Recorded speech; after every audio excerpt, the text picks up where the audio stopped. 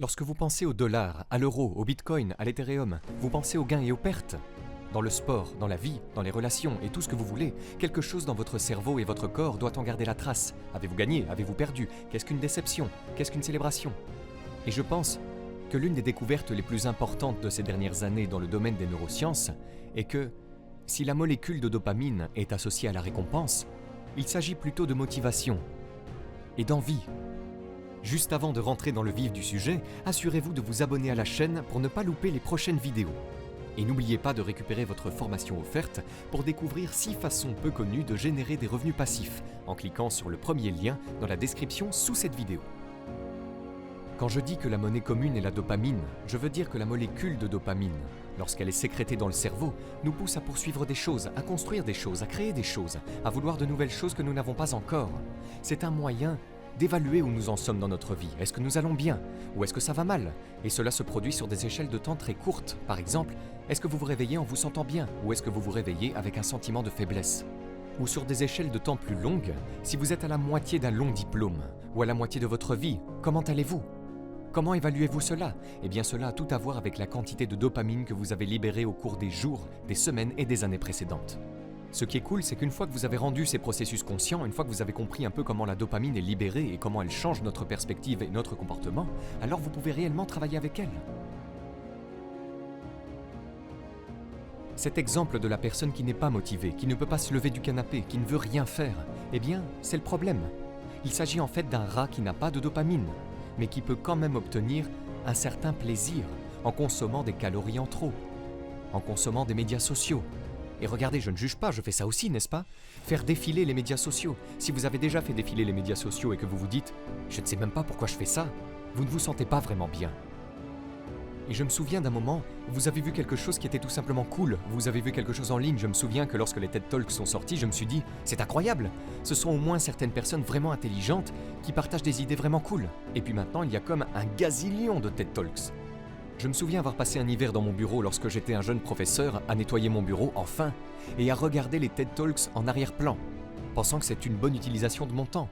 Assez rapidement, ils ont tous craint pour moi, je me suis dit ce n'est pas bon. Donc ce que vous devez faire, c'est arrêter de regarder les TED Talks pendant un moment, attendre, et ensuite elles redeviennent intéressantes, et c'est cet équilibre d'où leur plaisir.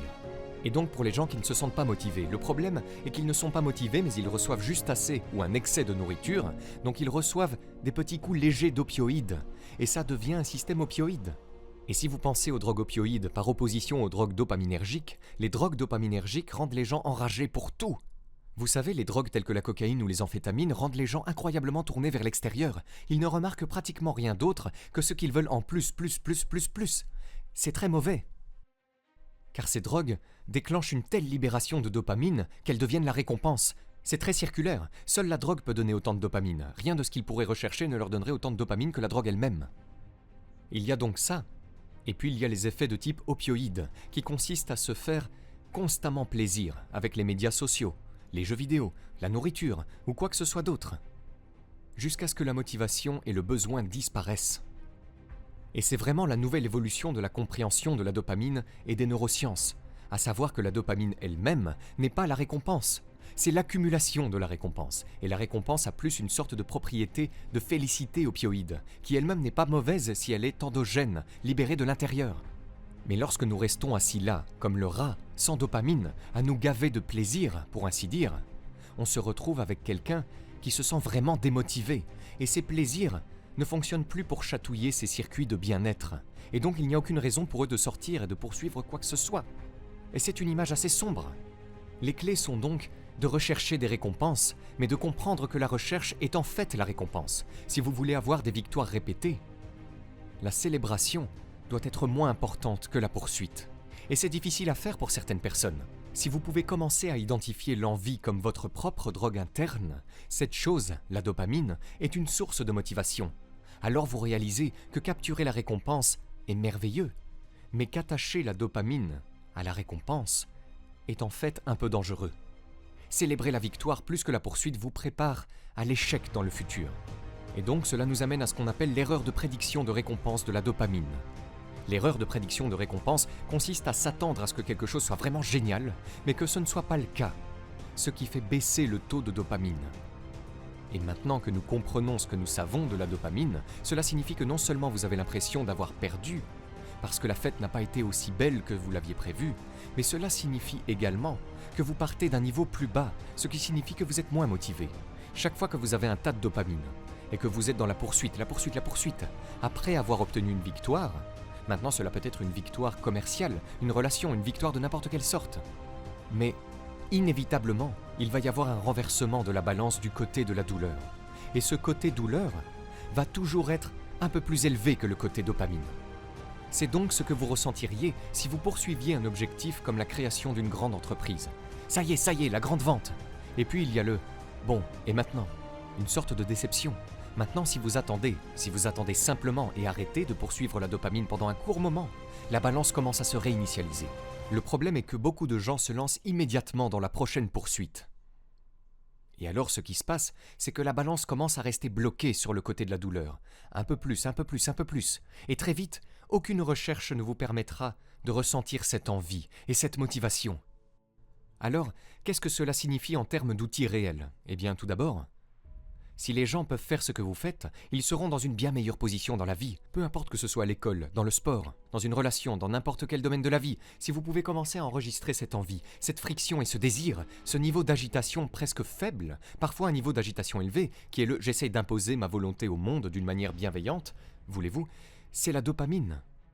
Elle travaille avec son proche cousin qui est l'épinéphrine, qui est l'adrénaline. Ce sont des cousins très proches. En fait, la dopamine fabrique l'épinéphrine. Beaucoup des gens ne le savent pas, mais l'adrénaline est en fait fabriquée à partir de la molécule de dopamine. Donc ces deux-là traînent ensemble. C'est comme envie, travail. Et ensuite vous obtenez la victoire. Et certaines personnes laissent le gros pic de dopamine être associé à la victoire. Et les personnes intelligentes apprennent à ajuster leur célébration en interne, n'est-ce pas ? Tout ça est interne. Vous pouvez organiser la plus grande fête du monde, mais tant que vous êtes décontracté et que vous ne vous laissez pas aller à la folie, vous ne vous écrasez pas nécessairement aussi fort. Et très vite, votre système va se réinitialiser. Donc vous prenez la journée, vous faites la vaisselle, vous vous détendez, vous vous dites « Et maintenant, je me sens un peu faible ». Eh bien, plutôt que de sortir et de faire grimper à nouveau votre dopamine, attendez, comprenez que la balance va se réinitialiser à nouveau. Accordez-vous quelques jours pendant lesquels vous vous sentirez un peu déçu. Les choses ne seront pas aussi intéressantes.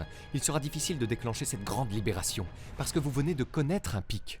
Eh bien, si vous ajustez cela, vous vous détendez, vous comprenez qu'il y a toujours un peu de dépression postpartum. On entend parfois parler de dépression postpartum, c'est un terme clinique. Mais il y a toujours cette sorte de « aujourd'hui n'est pas aussi excitant que les jours précédents. Qu'est-ce que je vais faire de ma vie ?»